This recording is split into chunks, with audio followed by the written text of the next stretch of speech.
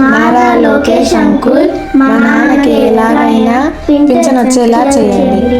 ఈ వీడియో నారా లోకేష్ గారికి, అలాగే కడప డిస్ట్రిక్ట్ కలెక్టర్ చెరుకూరి శ్రీధర్ గారికి. సార్, ఈ అన్న పేరు ఓబలి సలీం. గత 7 సంవత్సరాలుగా ఇలా బెడ్ మీద ఉన్నారు. సార్, నేను 2020 ఆగస్టు 28వ తారీఖున నాకు యాక్సిడెంట్ అయింది. కరెంట్ యాక్సిడెంట్ అయ్యి ఎనుపోసి ఇరిగిపోయి 2 కాళ్ళు చచ్చుబడిపోయి లేలేను కూర్చోలేని పరిస్థితి సార్. నాకు 7 సంవత్సరాల నుంచి మంచంలోనే ఉండదు సార్. లేలేను కూర్చోలేను సార్. సార్, ఈయన నిలబడలేడు, నడవలేడు, టోటల్లీ హ్యాండిక్యాప్డ్.